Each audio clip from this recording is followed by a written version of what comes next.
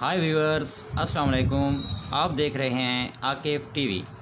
आज मैं एक बहुत ही अमेजिंग वीडियो के साथ आपकी खिदमत में हाज़िर हूँ, जिसमें मैं आपको दिखाऊंगा कि एक 7 साल के बच्चे का कितना टैलेंट है और वो अपने टैलेंट के दम पे आज क्या चीज़ बना रहा है। तो आइए चलते हैं वीडियो की जानिब।